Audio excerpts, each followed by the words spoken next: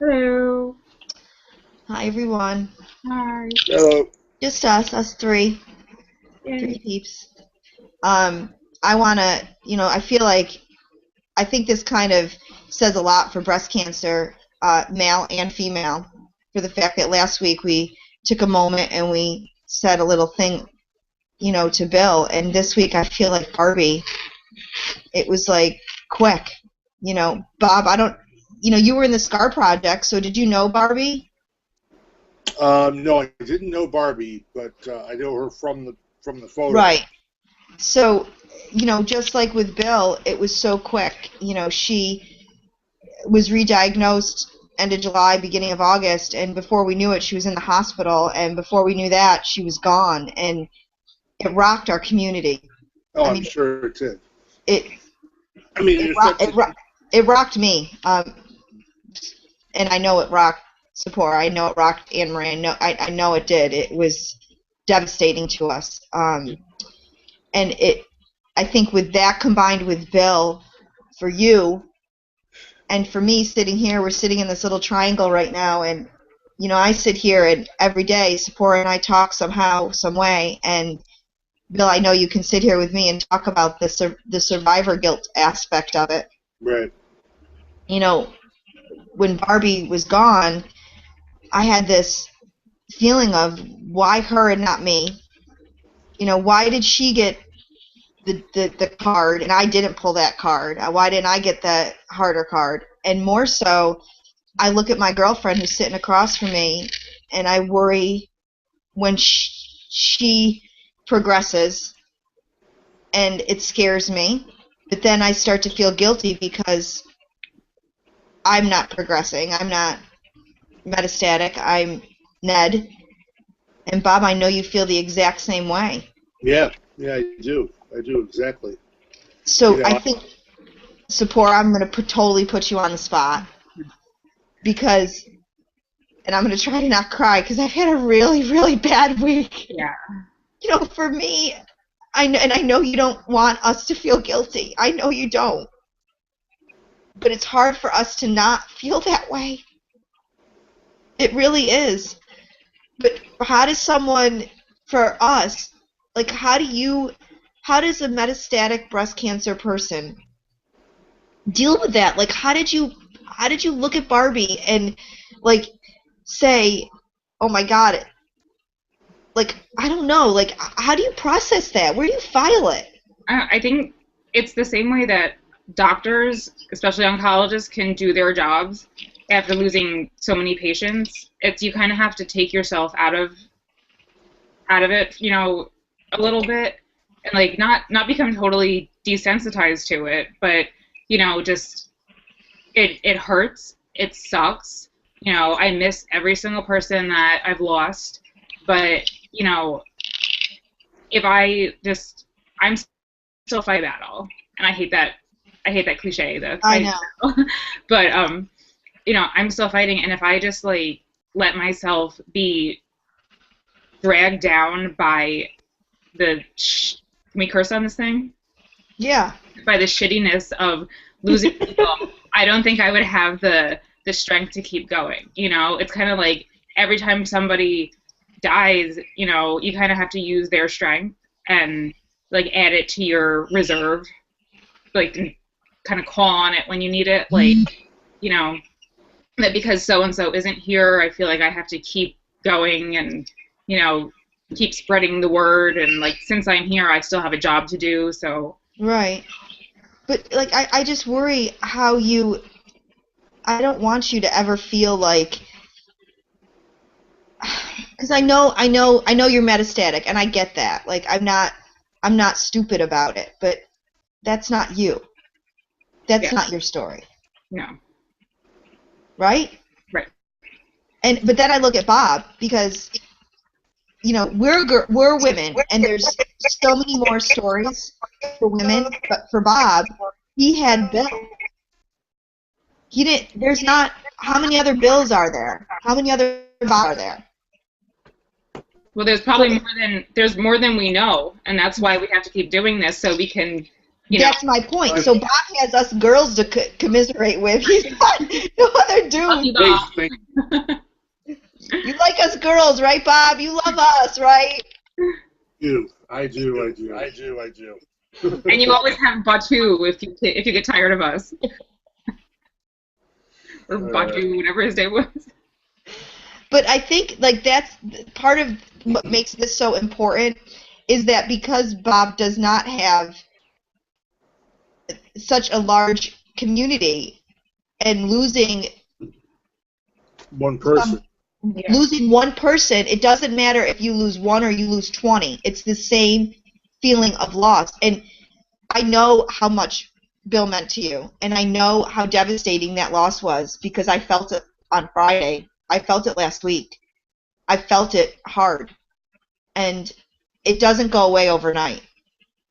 And let's be honest, because, I'm not going to pretend. The reality of cancer coming back is real. And that's the other thing, Bob, I'm sure that hits you in the face when you lose somebody, especially when you lose Bill. Because you think in your head, shit, is it going to come back? And when is it going to come back? Exactly.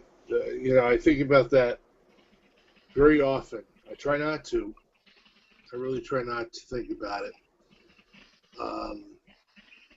Thankfully, I've got a very encouraging breast surgeon who says, "Oh, you're fine," and she's very thorough at what she does, and I have to believe that I'm fine. But the reality is that there could be a day where I'm not fine. Right. And that's scary, And then you run all those what ifs in your head, Absolutely. And, and I was counting them off the other day. I think in just like the last 2.5 years, I've lost like 7 people that I know to cancer. Whether it be an uncle, who's had, I don't even know what his primary cancer was. But, he was metastatic, liver and I think kidney and colon and God knows where else. He really had a tough way to go. And, then I'm thinking, okay, well, we had a metastatic woman who survived 5 years. She decided that she wasn't going to do anything when she was stage 2. And then she, of course, became stage 4. And then she started fighting. And she lasted 5 years, which is amazing to me. But, you just go through the list and say, oh, my God, well, this one and that one and this other one. And I counted up 7. I'm like, but, again, there's one in Bill. Yeah, and Bill and you had such a connection. Right, and our diagnoses were so close to the same and close to the same. He was just a year ahead of me. So he was kind of that beacon in the darkness where he could answer questions and he could tell me, did you think about that? Did you talk to them about this? Did they tell you such and such? Which was really cool to have that connection. And right. Then all of a sudden, he took this hard right turn and was metastatic. And I was like, well, what do I do? Shit, what do I do with this now? How do you handle that? How do you cope? How do you cope with that? And that's actually a huge point to something that I really don't want anyone to ever feel is the loneliness. Because cancer's really lonely. It is. It's really lonely. I mean, that middle of the night feeling, we've all been there, that you wake up and you're laying in bed and you have a weird ache, or, your scar's bothering you, or you have an MRI coming up, or your mouth sores are killing you. Whatever the feeling is that night, and you feel really alone.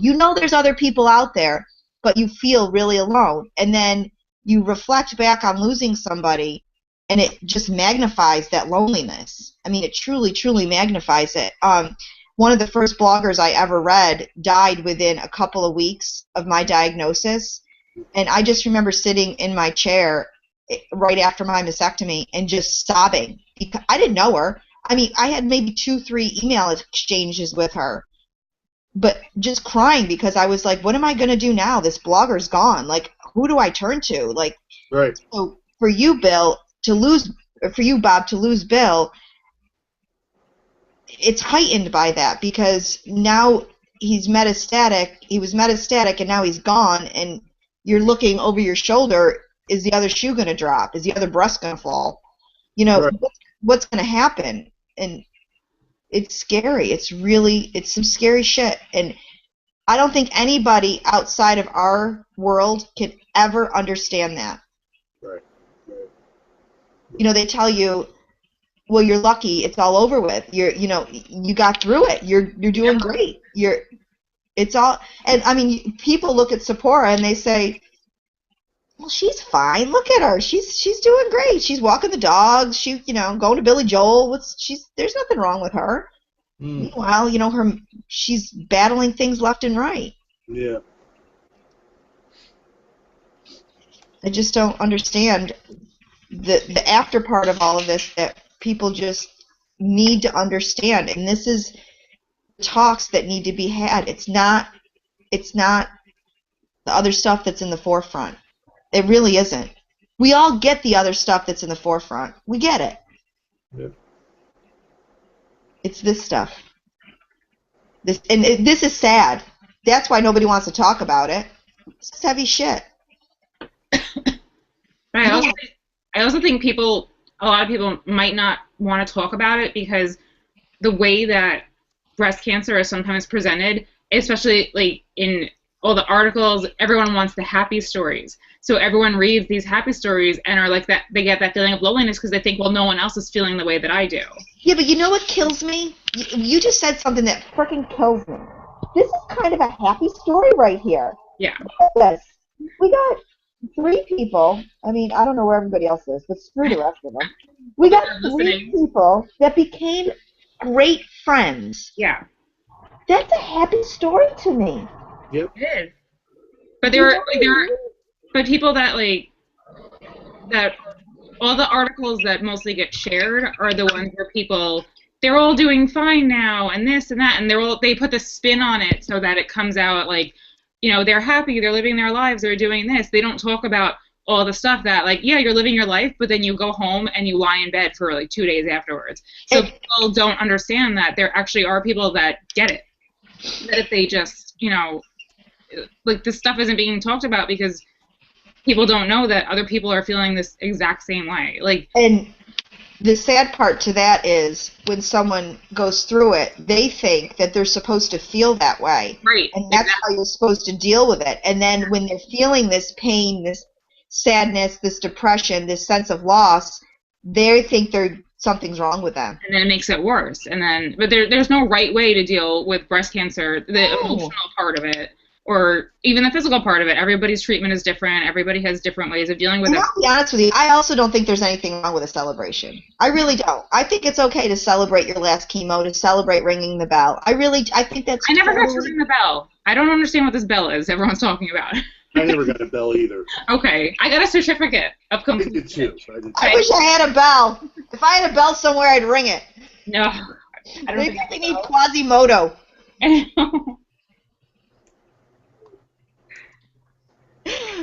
I don't know. A bell's stupid. I mean, they could think of something else. Right?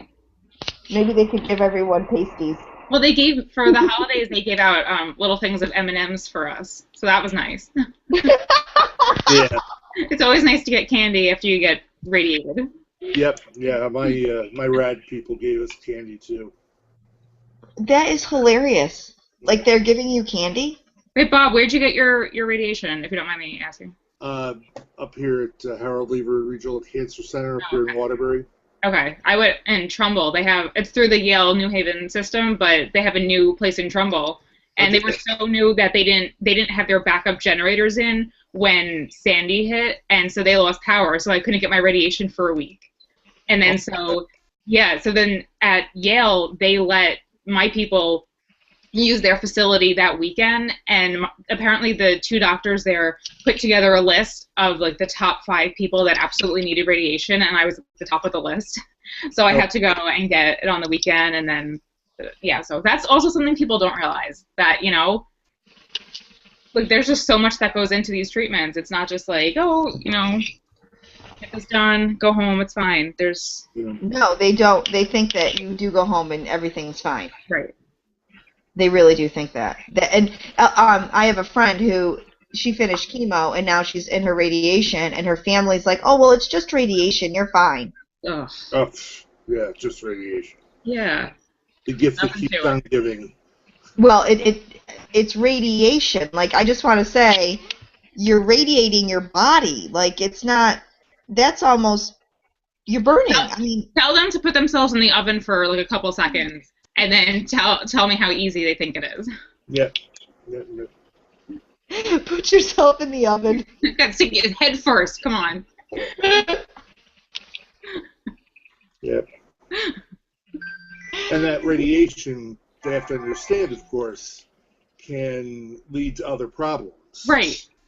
You know, they do their best to design the radiation to angle it around your heart and around your lungs. But it still goes through, and like it skimmed. When I had it to my sternum, it skimmed my esophagus, and I had trouble eating for a few months. Yeah. And it just, and like the immediate effects, like I would come home and I would sleep because it just made me so tired. And well, actually, I have a girlfriend who had her radiation done. Oh, her mother had her radiation done, and it was so close to her heart. Her mother then had a heart attack later on in life, yeah. and they couldn't do valve issues because the radiation had ruined her valves. Like, it was 7 years later she had heart issues from the radiation. Yeah. You know? And actually, Seporah and I were talking about this a couple weeks ago about MRIs and all the scans and everything that we have.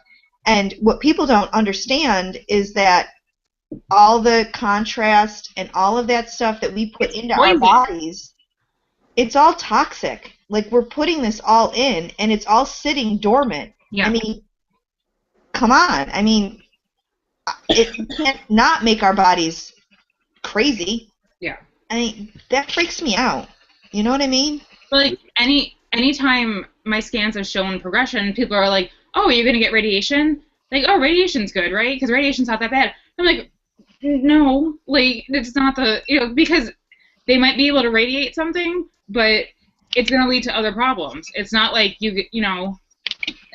Well, the other part to that is, and I think people don't understand, is you had a type of chemo the first time you had cancer. And then the second time, your reoccurrence, you are on a different type of chemo. Yeah. Well, mine technically wasn't a reoccurrence because mine, it just... Well, I mean, right. You can't keep having this. I'm sorry. I haven't had enough coffee. You can't keep having chemo over and over again. Like, the chemo doesn't work after a certain time. Like, and you can't, it's a different type of chemo. Like, your body then will shut down and say, I'm done. You can't give me any more chemo. I don't know what was Bill having chemo the last rounds? Yeah, I believe he had the last couple of months, I think he had a different type of chemo.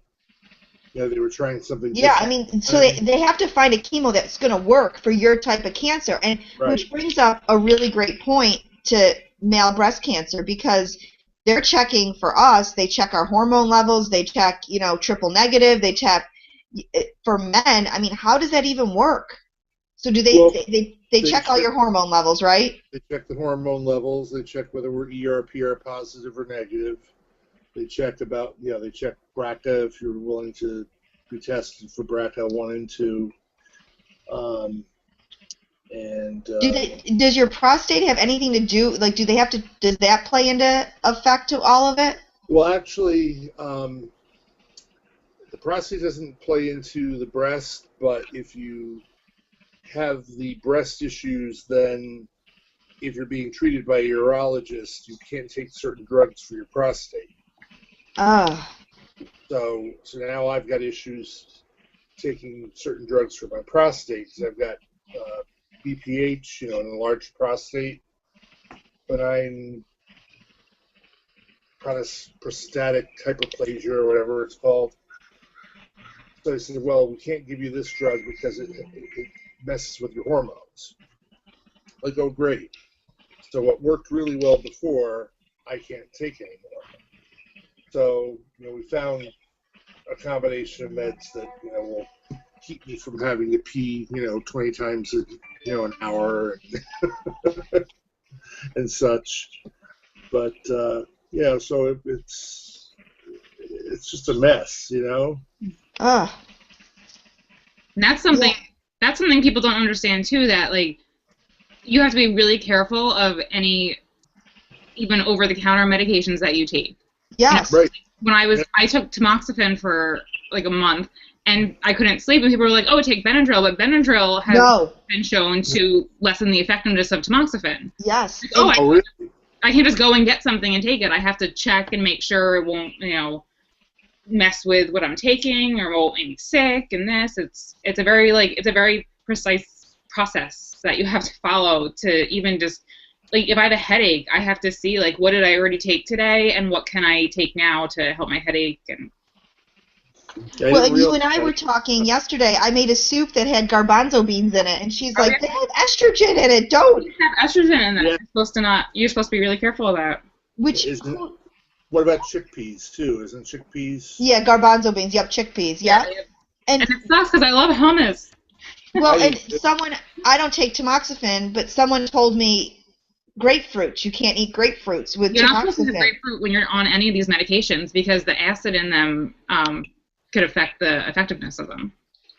So isn't that bizarre that like men and women are both on these same drugs and our bodies are just so different? Like, how is this? It's blowing my mind. It just boggles my mind that we both are on tamoxifen. Do you know what I'm saying? Like, but think of what tamoxifen is doing. You know what I mean? Think of what it's an estrogen blocker. Do you know what I mean? Right. And it's still, I know I talked about it last time. It still cracks me up that we are taking the same dosage. Right. I can't Everyone's understand on the same dose. I know. I just can't believe it. Hey, Bob, I have to tell you. I don't know if you saw the comment. And I sort of mildly added to it and just kind of went away from it. But I made a comment about how men are not really offered reconstruction. Yeah, I didn't finish reading that. What was that about? Okay, so this person underneath it wrote, what's the point? Why do they need it? It's not really a big deal. They should be happy they're alive. I'm flat. I just put my boobs in and go about the day. And I was like, you totally missed the point. First of all, a man has to take their shirt off at the beach, at the pool, everywhere. And for them, it is a big deal. And I think that right there, that statement says so much, because it may not be a big deal for that person, but to you or to Seporah or to me, it might be. So that's a huge misconception in this breast cancer world, because you have people like a certain celebrity who went on and went boob shopping, and she went on the air and she took little selfies of her boob shopping in a plastic surgeon's office buying implants, and it makes it look like it's all about the aesthetic part of it, when it's so far from that. It's such a mental screw for us. Right. Some of us. Majority of us, I would really truly have to say. And it really negated the fact for men, because I feel like men really get the short end of the stick when it comes to that, because you got this massive scar on your body now. I mean, it's not from literally going over to Afghanistan to fighting in a war that you believed highly in. I mean, that's not what it is. Right. You didn't raise your hand and say, "Hi, could you please cut into my chest? I want to have my breast removed. And while you're there, could you take my nipple?" Yeah. Exactly.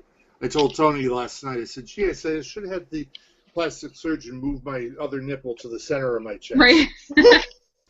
You could have been a cyclops. Yeah, could have been Cyclops. I mean, But yeah, it's a big deal. It's a big, big deal. I mean, I was, at the time we were talking about reconstruction and if that was even possible, I was going through the Livestrong program at the YMCA.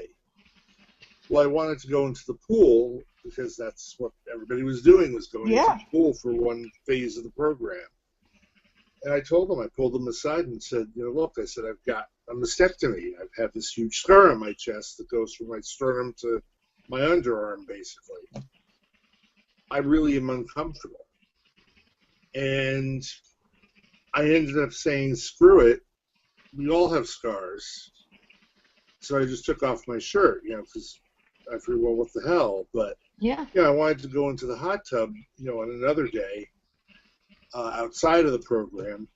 And I went in with my T-shirt on because I didn't want, the person across from me asking questions or freaking out or whatever. And then I'm thinking as I'm getting in, oh, great, wet T-shirt, one nipple,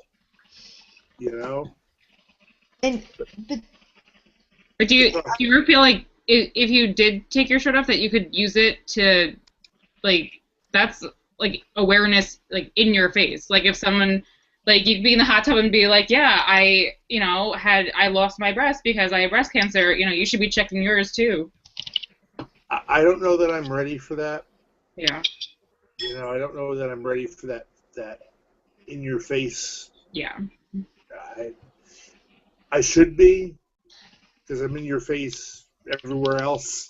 Yeah, but I think it's different when you're sitting there and you're alone. I mean, it's one thing for you to be sitting here with us. It's almost like we're holding your hand. You know what I mean? And we're here with you.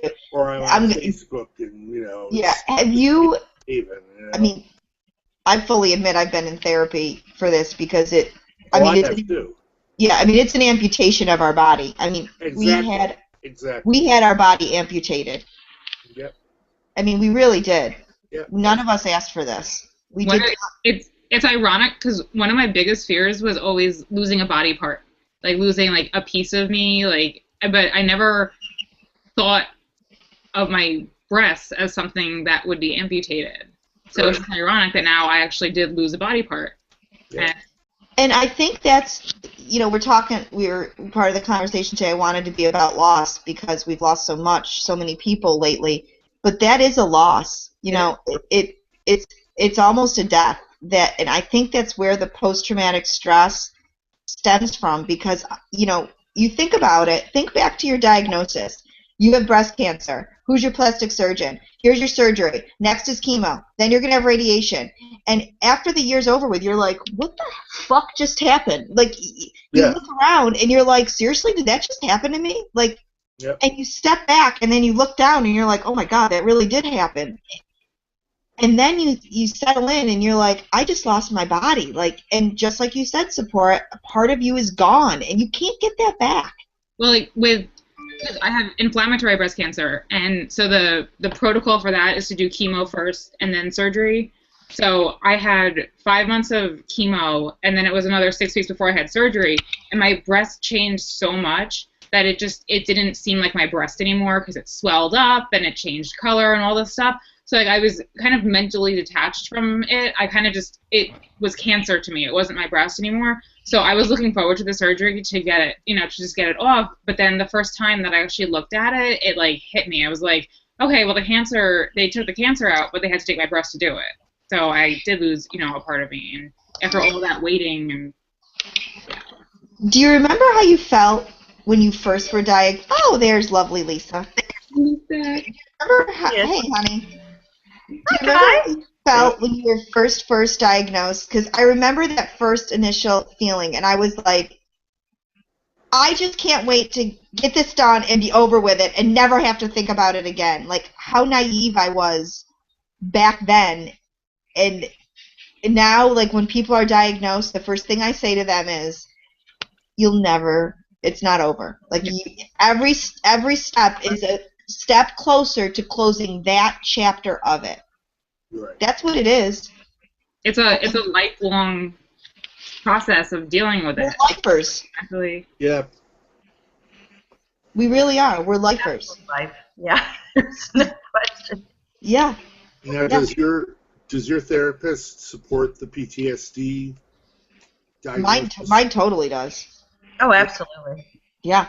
Really? Your mind just kind of shake their head, maybe. No way. No, it's I don't really a get real it. thing.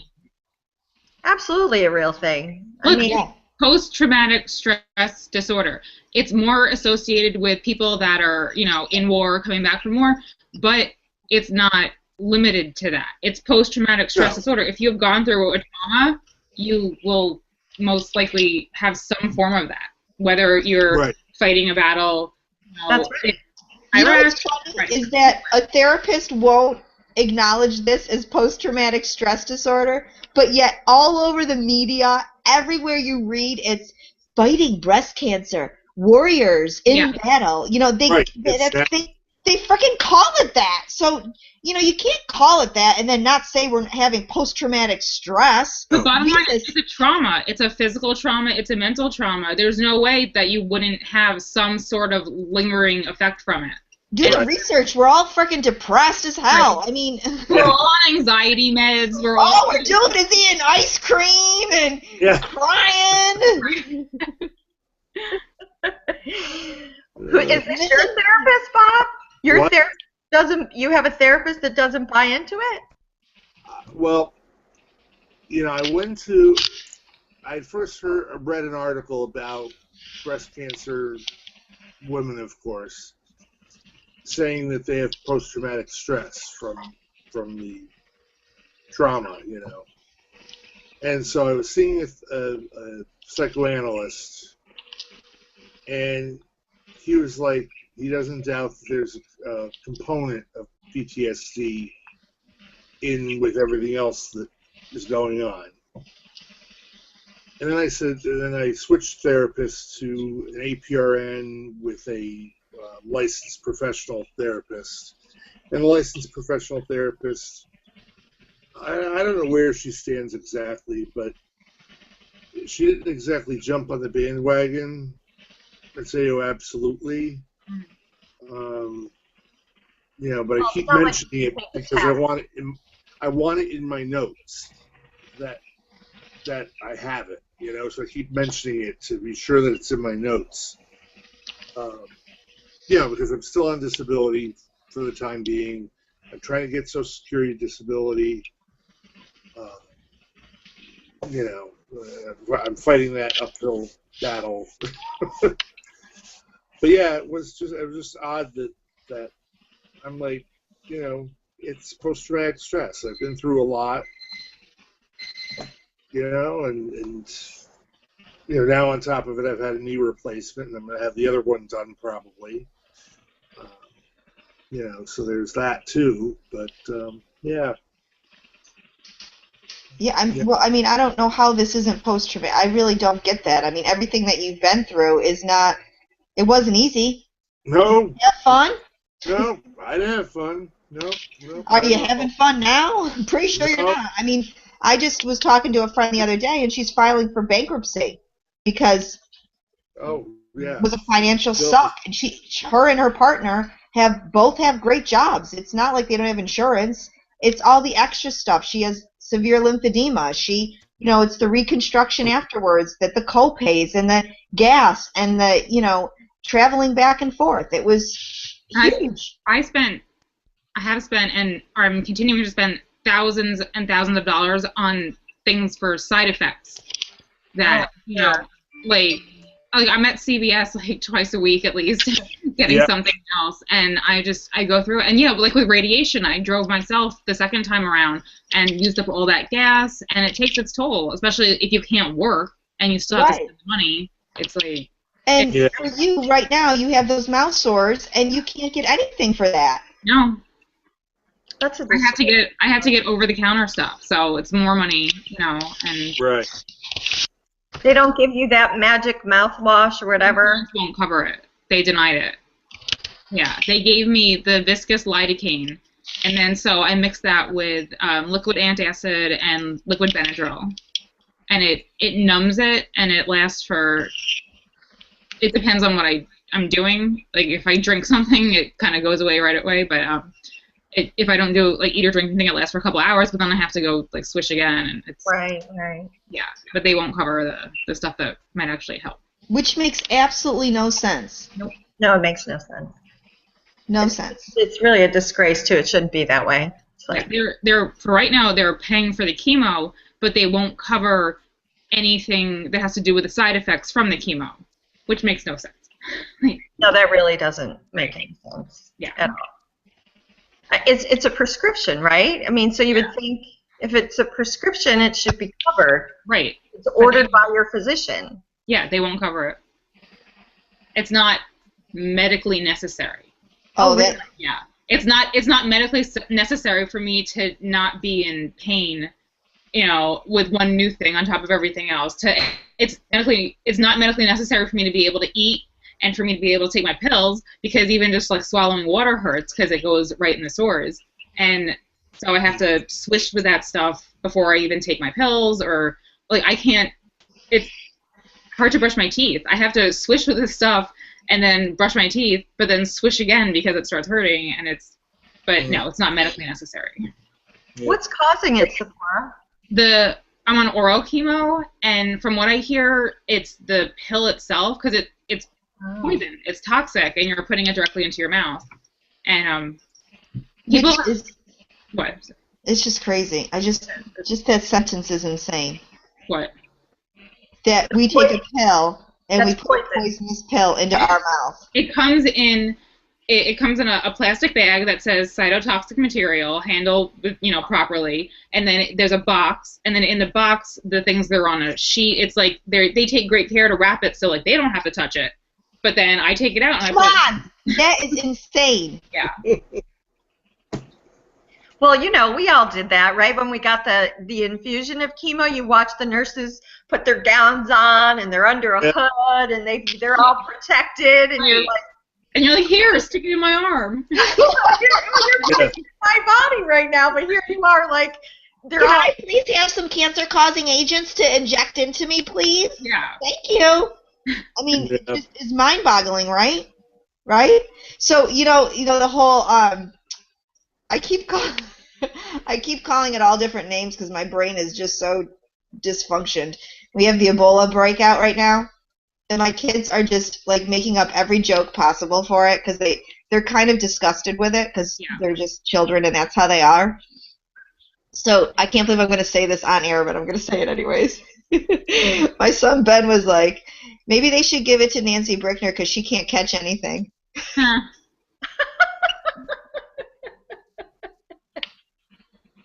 That Ben.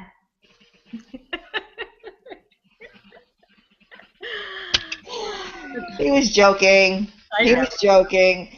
He was just saying because, there's no cure, get it, he was being a wise ass. I don't know where he gets his wise assness from. Oh, I can't imagine where. Yeah. Probably picks it up off the street. Yeah. He must. The point is that, we have this outbreak and people are freaking out. Oh my God. People are freaking out about Ebola, but they're not getting their flu vaccines. Not just that, but there's 4 of us sitting here right here who all had cancer. How many people had Ebola? Cancer is the biggest epidemic. Thank you. Worldwide epidemic out there that's been going on forever. Exactly. But no one's heard of it. Let's talk numbers. They want numbers. 1 in 3 women will be diagnosed with metastatic breast cancer, correct? And 430 men are going to die of breast cancer, right? Is that number correct, Bob? 420, 430, yeah, something. I'm going to say 430 because I'm in a generous mood. Yeah. That's an epidemic. And we already have a couple of those ticked off, with Bill and Peter. Right.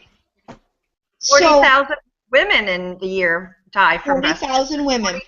40,000. 40,000. There's 4 people. Ebola. Let's focus on Ebola, people. Go get your vaccine. I have my next door neighbor whose daughter is a senior in high school who's literally so anxious she won't leave her house and is just like hysterical about this Ebola thing. What did your husband say?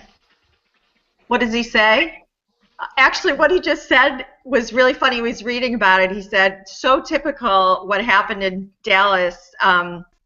where the guy went into the ER with the symptoms, and the nurse wrote down that he had been to Africa, and the doctor never noticed it and sent him on his way. It goes so typical that the nurse did the right thing, and the doctor didn't notice and sent him on his way. There's a vaccine, you idiots. Yeah. Go get vaccinated before you go anywhere. There's no vaccine for cancer. I mean, something that has Yeah, maybe there's a vaccine. We're working on it. That's something right. that has a vaccine can't really be an epidemic. It's like, yeah, you might have an outbreak of it, but then everyone goes and gets their vaccine, and then you're fine until it pops up again. But with cancer, it's been an epidemic for however many years, and people are dying from it. It kills. More people are dying from breast cancer than from Ebola. Yeah, that's my point. Like, seriously? I mean, I don't know what the problem is. Why aren't we waking up to this? I mean, here we're sitting having a conversation where you're taking an oral pill that's poison, where they're duct taping it basically in a bag with, you know, Touch it. gloves that they, you know. And by the way, that you can actually keep it from spreading by washing your hands, like with soap and water. Yeah, if only it was that easy to keep the cancer from spreading in your body. That's what I was just gonna say. And you know, I don't get it. And you know, Bob's sitting here with a bunch of girls because he can't find any guys to hang out with. Well, that's it. Everything, you know, I facilitate a journaling group at the Cancer Center, which I've got to go to after this. All women. Yeah. I go to an art therapy group over there. All women. So, you know, who knows? Oh, Susan. Yay! Who's Sue? I don't know Sue. You'll love Sue. If it's the Sue Sue. that I think. If it's another Sue, then I don't know. No, it's Sue. I don't know. Her mic's not working.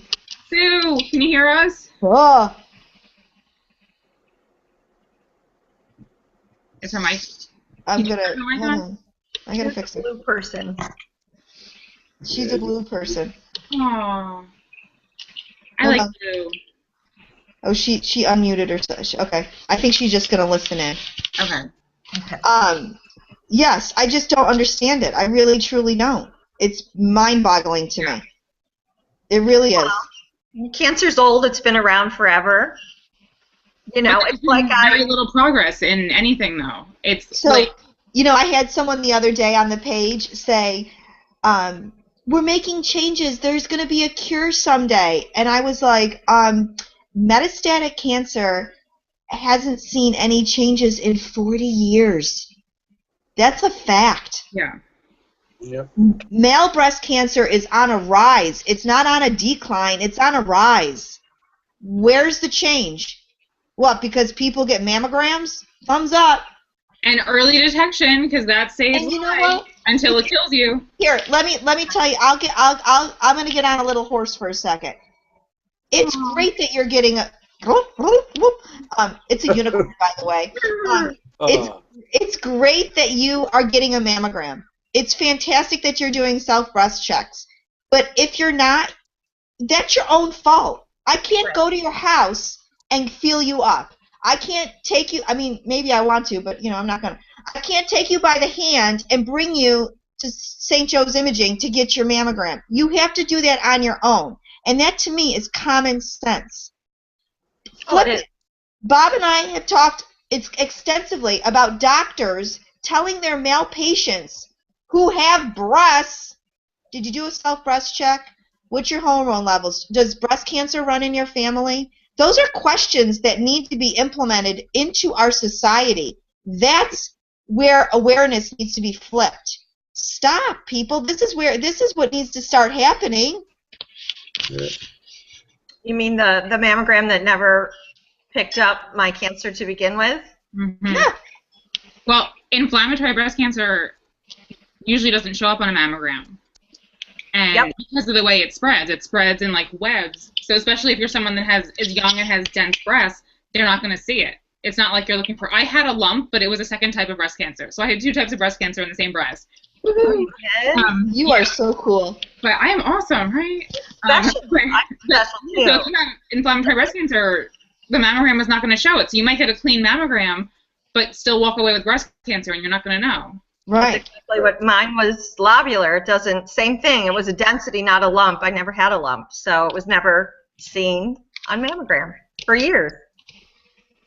Yeah, I mean, and he had earwax. Thank God he had earwax, Bob, or we never would have found his lump. Oh yeah, exactly. I'd gone to the doctor, with what I thought was possibly ear infection. They were flushing out earwax.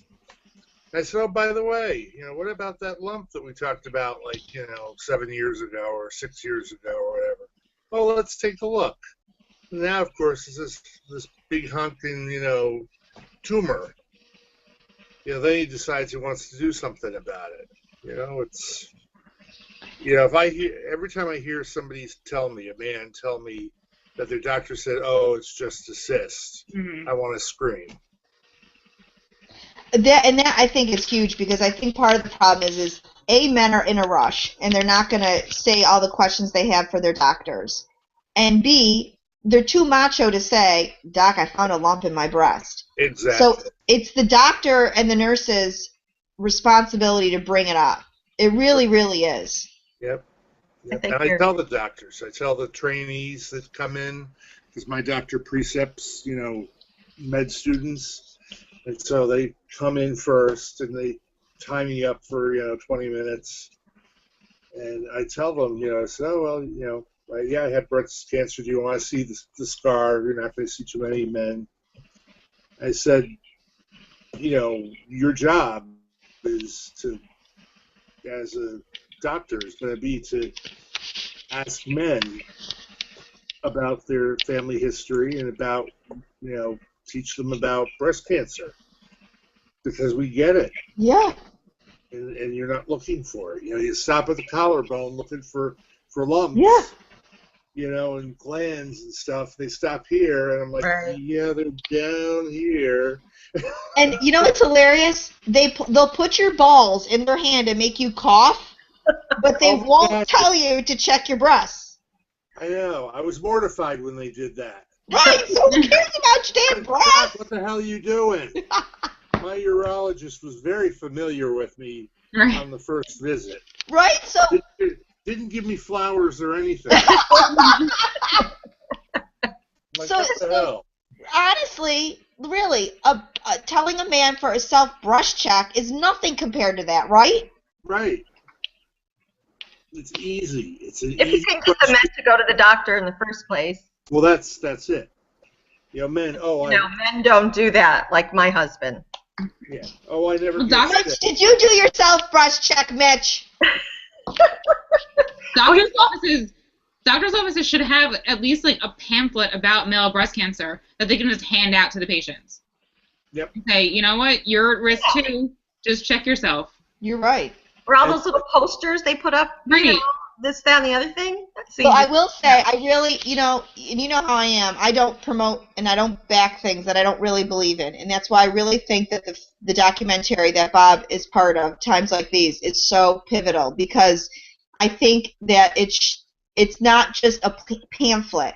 It's not just that picture drawing of a male with his arm up showing him how to do it. It's real life. It's real life. And when you see these two guys actually going through it, it's a different perspective. It shows you that it's real. It's, oh my God, this really does happen. It's not just in a pamphlet. It's not. These are two people, and two completely different stories.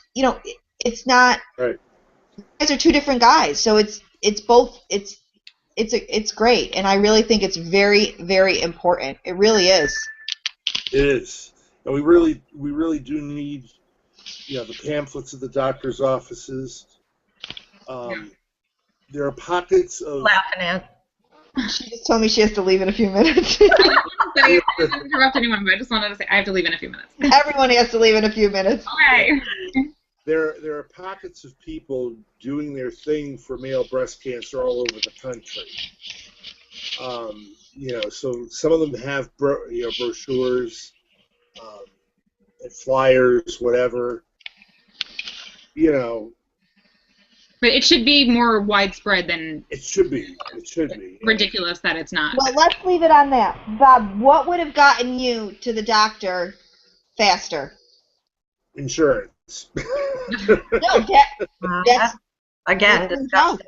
That makes complete sense. I had a job, got laid off, had Cobra, lost Cobra. Yeah. Was feeling okay. Tony, my partner, says, well, you did kind of have a grayish kind of look to you, I was. Well, why didn't you say something? Right. And I know that look because I've seen it in other cancer patients. They're kind of a gray kind of color. It's like, yeah. What? And, but then I didn't have insurance again. And so, that really would have gotten me to the doctor sooner because I would have eventually scheduled an appointment. And even if it was a 6-month appointment, I would have been there within a reasonable amount of time. Well, AnneMarie she's not feeling very good, but I think next week we need to discuss how doctors need to be pushing both male breast cancer and metastatic cancer in the office. They laugh at us when we come back and we say, oh, my shoulder's killing me right here. What do you think it's something? Do you think it's something? I have to tell you, I have a great doctor. When I found a lump after my mastectomy, she ripped it right out in the office because she was not playing. But not every doctor is like that. Doctors need to educate more about the fact that you're not just looking for a lump. Like just because you don't have a lump.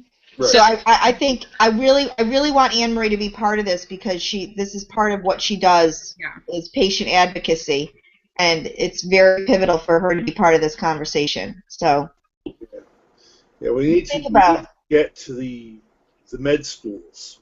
Yes. That's really where it starts. Yeah, you're absolutely right. And we can't AnneMarie's part of a patient group, so I think she's doing some big things. So let's get her.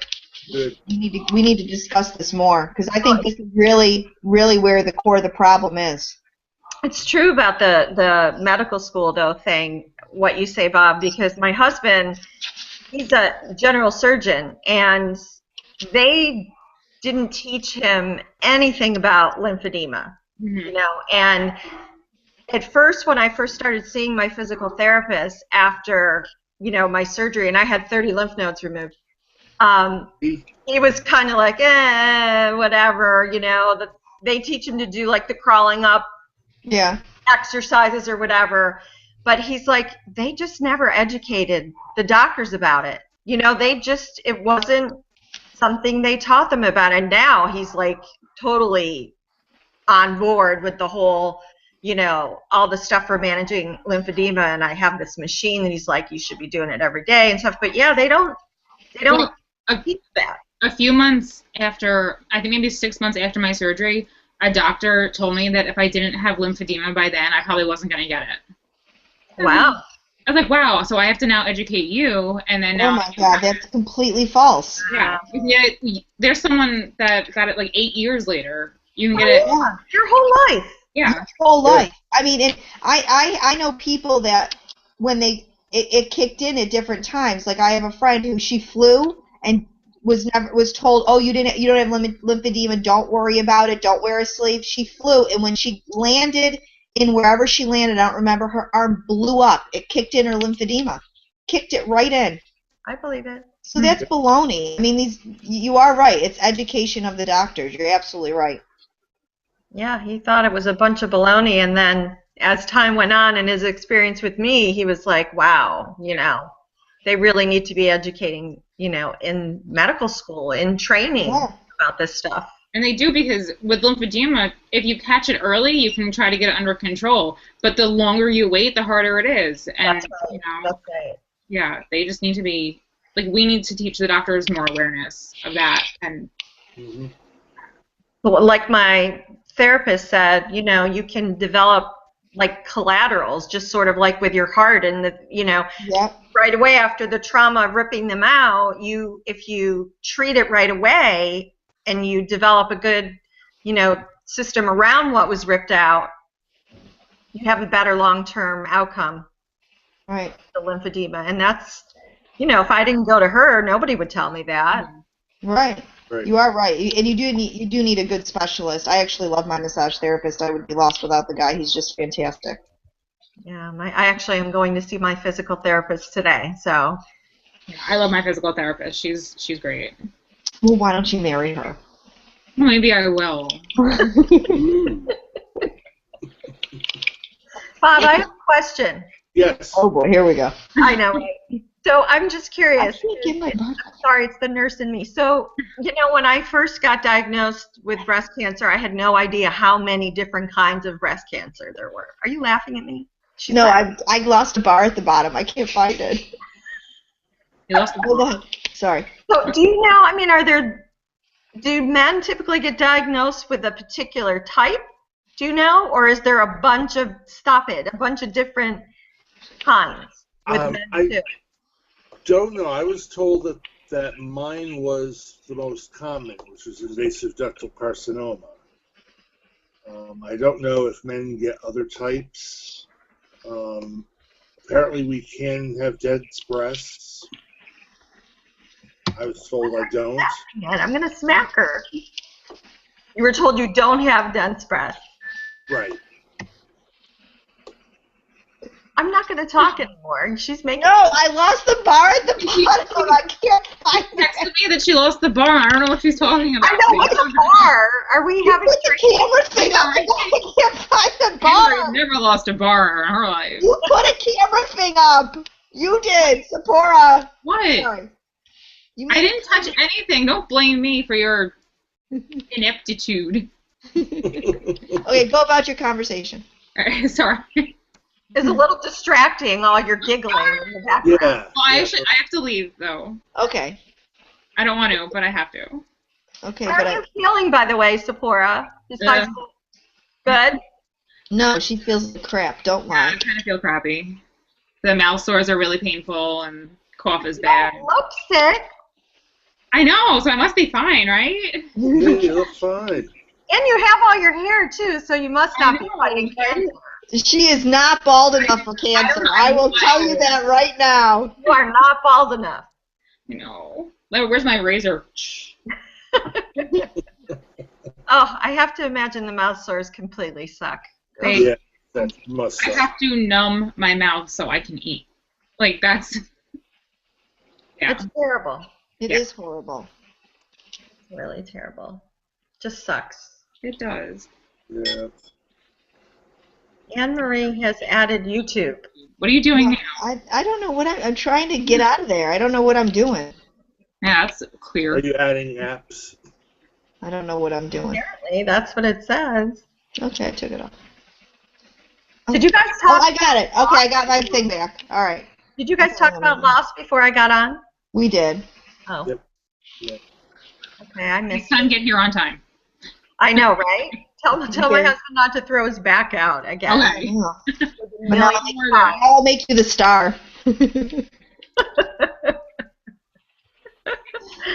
Okay, what works? Does Fridays work for everybody? Yeah. Usually, Any it just depends. Yeah, any day should work for me, but it depends on the time. Yeah. Can we do it a little later on Friday next week because the West Coasters early. want to jump in. The who does? The West Coasters. Oh. I can't do it with the journaling group that I facilitate. That runs from 10 to 12 Eastern time. Okay, so what about like 1:30?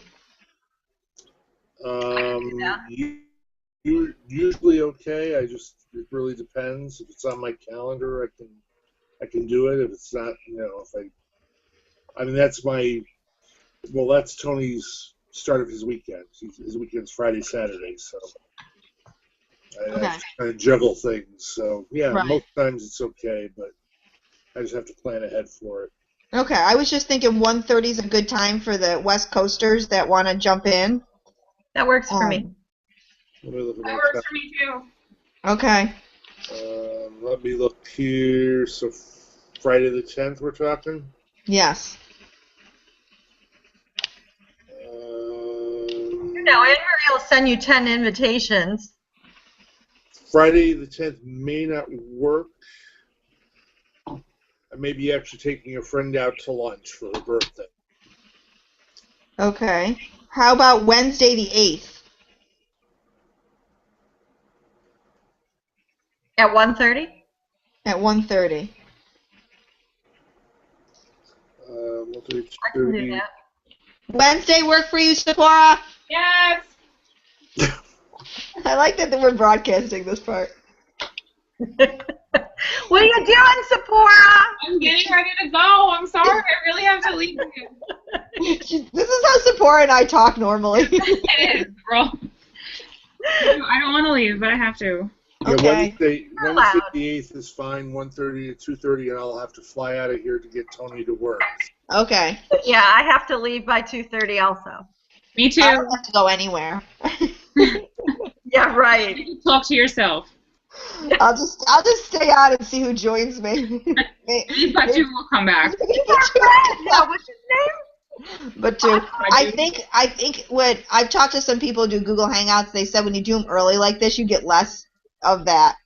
So we'll see what happens next week. He was quite entertaining. I just want to know what drugs he was on. I actually showed it to so many people just because it was so humorous to me. Are you talking about Batu? Yes. How did we not talk about it too? Yeah, I know, right? Striking. He's bringing sexy back. He likes to talk about sex, drugs, and rock and roll. And fucking move! He loves Bob. He did love him some Bob. I mean, how can you not? I know. I just love when Bob said, I should have showed him my one nipple. I'm sure that would have sealed the deal with him. Yeah, I'm sure. And you know, Okay, so when that's another thing, you know, relationship-wise, we should talk about is how these changes affect our relationship. well, let's hit that. That can be both of our topics. So let's talk about relationships. How this has changed our relationships. Talking about sex now? Let's talk about sex, baby. baby. Let's talk about you and me. Let's talk about all the good things. Oh, I'll have to do it without my face showing. I'll be too embarrassed. Oh, shut up! Well, when you're talking about the lack of sex, it's okay. So Yeah. wait, hold on. I got a question, Bob. Yes. Did you lose sensation in your chest from that? I'm sorry? Did you lose sensation? Well, Like in your breast area, did you lose sensation yeah, from the mastectomy? from the mastectomy, I lost sensation, like nerve damage. Yeah. Yeah, I did. Yeah. All right. Yeah, let's talk about that. So let's talk about patient advocacy and sex. I think they go together. Look at Lisa. No, actually, that's fine. It's important. It is. It's This important. is what our doctors don't tell us.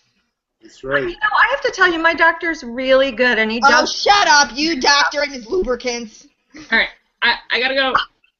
Bye, Seporah. Bye. Bye. Oh my God, I've got to go too. It's 9:42. I'm going to be there in 15 minutes. All right. All right. Okay, goodbye, people. All right. Bye. I'm hitting. Okay. Next Wednesday, 1:30. Got it.